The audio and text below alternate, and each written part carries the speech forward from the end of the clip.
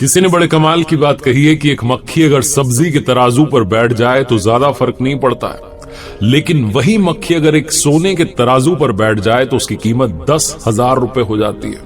हमारा मूल्य दूसरों के मूल्य से भी निर्धारित होता है, इसलिए संगत सुधारना शुरू कीजिए। नमस्ते दोस्तों, मैं हूं आरजे कार्तिक। एक बड़ी छोटी सी कहानी है तीन राहगीरों की, तीन पैसेंजर्स की। अलग अलग दिशा से आ रहे थे और जंगल में एक बड़े पेड़ के नीचे विश्राम करने के लिए जब बैठे तो तीनों की मुलाकात वहां हुई। तीनों आपस में जानकारी बढ़ा रहे थे, कहां से आए हो, कहां जा रहे हो, क्या करते हो, ये वो। तीनों दिखने में एक जैसे थे, लेकिन तीनों के हाव भाव अलग अलग थे, एक्सप्रेशंस अलग अलग थे। पहला वाला बड़ा निराश लग रहा था, थका हुआ लग रहा था। दूसरा वाला थका हुआ लग रहा था लेकिन निराश नहीं लग रहा था।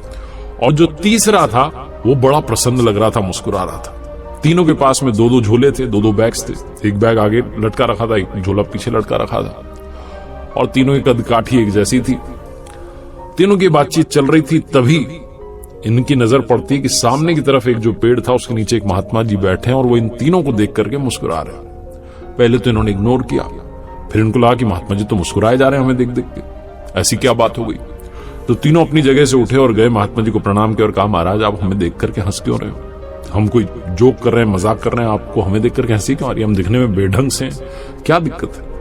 महात्मा जी ने कहा, बेटा मैं तुम्हारे प्रश्नों का उत्तर दूं उससे पहले मैं तुमसे एक प्रश्न करता हूं, उसका उत्तर दो। मेरा प्रश्न है कि तुम तीनों के पास में दो दो झोले हैं। अगर मैं तुमसे कहूं कि लोगों की अच्छाई को एक झोले में रखना है, बुराई को एक झोले में रखना है, तो तुम कौन से झोले में क्या रखोगे? पहले वाले ने कहा कि महाराज मैं लोगों की बुराई को आगे वाले झोले में रखूंगा ताकि उनसे जितना हो सके दूर रहूं, अच्छाई को पीछे वाले झोले में डाल दूंगा। दूसरे वाले ने कहा कि महात्मा जी मैं आगे वाले झोले में तो अच्छाई रखूंगा ताकि पता रहे कि उनके जैसा बनना है, और पीछे वाले में बुराई रखूंगा ताकि मुझे ये पता रहे कि मुझे उनसे अच्छा बनना है।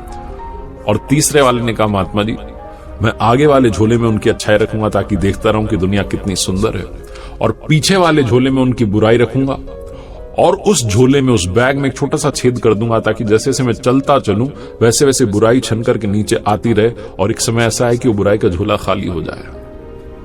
महात्मा जी ने कहा, मैं तुम्हें देख करके इसलिए मुस्कुरा रहा था क्योंकि मैंने तुम्हारे बारे में सही पढ़ा था, सही समझा था, तुम्हारे चेहरे देख करके फेस रीडिंग कर ली थी। ये जो तुमने जवाब दिए यही तुम्हारी इस यात्रा का सार नहीं, जीवन यात्रा का भी सार है। पहले वाले यात्री जो भाई साहब कह रहे हैं कि मैं आगे वाले झोले में तो बुराई रखूंगा ताकि जितना हो सके दूर रहूं, ये थके हुए दिख रहे हैं, निराश दिख रहे हैं। इस यात्रा में थके हुए निराश दिख रहे हैं और जीवन की यात्रा में भी थक चुके हैं, निराश हो चुके हैं, नेगेटिविटी के साथ हैं, उसका हाथ ही नहीं छोड़ रहे हैं, नकारात्मकता इनको घेर चुकी है, कह रहे हैं मैं लोगों से दूर रहूंगा। दूसरे वाले भाई साहब थक चुके हैं लेकिन निराश नहीं है।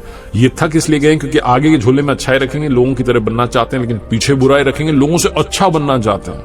और जब आप ज्यादा अच्छा बनना चाहते हैं और बेहतर करना चाहते हैं तो आप थक जाते हैं। और तीसरे वाले यात्री जो मुस्कुरा रहे हैं, आनंद में दिख रहे हैं, वो इसलिए क्योंकि वो सिर्फ अच्छाई पर ध्यान दे रहे हैं। वो कह रहे हैं मैं अच्छाई देख रहा हूं, दुनिया में पॉजिटिविटी देख रहा हूं, बुराई तो धीरे धीरे बुराई के झोले में छेद कर दूंगा, चली जाएगी। लोगों में अवगुण खोजते रहेंगे तो एक दिन पता चलेगा कि अवगुण आप में था।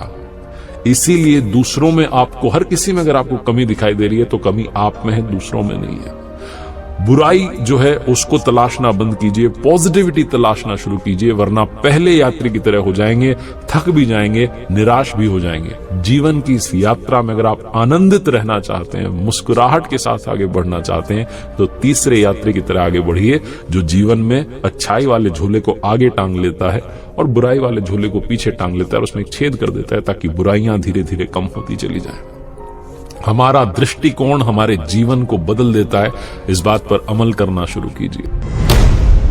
किसी ने बड़े कमाल की बात कही है कि इंसान कितना चालाक है। 108 मोतियों की माला गिनते समय उसका मन भटकता है और नोटों की गड्डियां गिनते समय मन एकाग्र हो जाता है। नमस्ते दोस्तों, मैं हूं आरजे कार्तिक। एक बड़ी छोटी सी कहानी है। एक बच्चे का जन्म होने वाला था, उसे स्वर्ग लोक से धरती लोक पर आना था, यहां मृत्यु लोक में आना था। और वो भगवान के पास जाकर के गिड़गिड़ाने लगा, कहने लगा कि प्रभु मुझे नीचे मत भेजिए, मृत्यु लोक है, मैंने सुना है कि वहां बहुत संकट आते हैं, बहुत दुख आते हैं, मुझे नीचे नहीं जाना। प्रभु ने कहा, जाना होगा तो विधि का विधान है, तुम्हारा जन्म होना है, समय निश्चित है, तुम्हें जाना ही है। वो बच्चा बहुत रोने लगा, गिड़गिड़ाने लगा कि मुझे मत भेजिए। तो भगवान जी ने कहा, चिंता क्यों करते हो, मैं तुम्हारे साथ वहां नीचे मौजूद रहूंगा। बच्चा बड़ा स्मार्ट था, उसने कहा मुझे पता है आप नीचे दिखते ही नहीं हो, आप तो अदृश्य हो जाते हो, मुझे कैसे पता चलेगा कि आप साथ में हो। भगवान जी ने कहा मैं हर पल हर क्षण तुम्हारे साथ रहूंगा, तुम चिंता मत करो। उस बच्चे ने कहा भगवान मुझे इस बात पर भरोसा नहीं, आप तो मुझे कुछ ऐसा ठोस सबूत दो कि आप मेरे साथ में हो। तो भगवान ने कहा कि चलो ठीक है, एक काम करते हैं, जब भी तुम्हें मेरी याद सताए, तुम्हें मुझे महसूस करना हो, तुम बस आंखें बंद करना और आंखें बंद करके देखना, तुम्हें 2 जोड़ी पैरों के निशान दिखाई देंगे। एक तुम्हारे पैरों के निशान होंगे, दूसरे मेरे पैरों के निशान होंगे। बच्चा खुश हुआ कि चलो भगवान जी ने मुझे बता दिया कि किस तरीके से वो साथ रहेंगे। समय निश्चित था, उसका जन्म हुआ और जन्म के बाद में जब वो बड़ा होने लगा तो उसे बात याद रही। जब भी उसके जीवन में कोई खुशी का पल आता था, वो आंखें बंद करके देखता था तो महसूस करता था, उसे दिखता था कि 2 जोड़ी पैरों के निशान दिखाई दे रहे।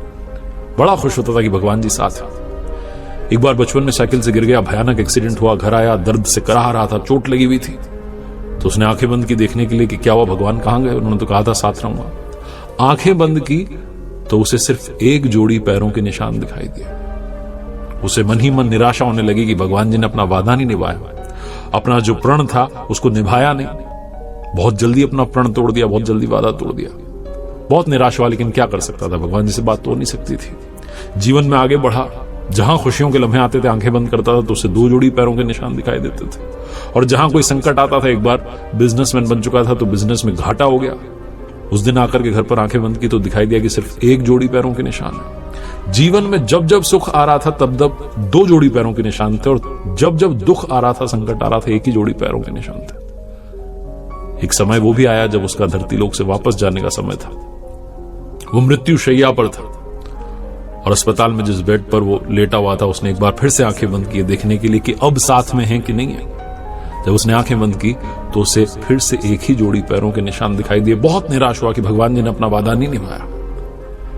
मृत्यु के बाद जब ऊपर स्वर्ग लोक में पहुंचा तो जाकर के भगवान जी से शिकायत करने लगा कि आपने तो कहा था हर पल हर क्षण में साथ रहूंगा। मेरे जीवन में जब जब वहां खुशियां आ रही थी तब तो 2 जोड़ी पैरों के निशान थे, तब तो आप साथ थे, लेकिन जहां संकट आया, जहां दुख आया, जहां घाटा हुआ, जहां हादसा हुआ, सिर्फ 1 ही जोड़ी पैरों के निशान थे। आपने अपना प्रण क्यों तोड़ा, अपना वादा क्यों नहीं निभाया। भगवान जी ने कहा मेरे बेटे, जब तुम संकट में होते थे, जब तुम पीड़ा में होते थे, मेरा हृदय द्रवित हो जाता था, मैं भावुक हो जाता था और तुम्हें गोदी में उठा लेता था, तुम्हें गोदी में उठा करके चलता था। इसीलिए तुम्हें 1 जोड़ी पैरों के निशान दिखाई दिए, वो मेरे थे, तुम्हारे नहीं थे।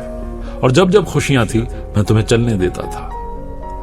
बहुत छोटी सी कहानी जिसका सार ये कहता है कि हम में से बहुत सारे लोग ये कहने लगते हैं कि आप तो ऐसा कर रहे हो, आप तो वैसा कर रहे हो, मैं तो आपकी भक्ति करता हूं, आप तो साथ देते नहीं हो। दरअसल संकट बहुत बड़ा आता है, लेकिन जब आपका विश्वास उन पर होता है तो संकट छोटा हो जाता है और टल जाता है। कई सालों के बाद, कई वर्षों के बाद आप पलट के देखेंगे तो आपको पता चलेगा कि पीड़ा उतनी बड़ी नहीं थी, आपने उसे बड़ा मान लिया था। और जब आप उनकी भक्ति कर रहे होते हैं तो कितना भी बड़ा संकट आ जाए, कितना भी बड़ा हादसा आ जाए, सब टल जाते हैं, उनकी कृपा जब साथ में होती है। इसीलिए भरोसा बनाए रखिए, जब भी संकट आए तो याद रखिए कि उन्होंने आपको गोद में उठा लिया है। वो जो 1 जोड़ी पैरों के निशान है वो प्रभु के हैं।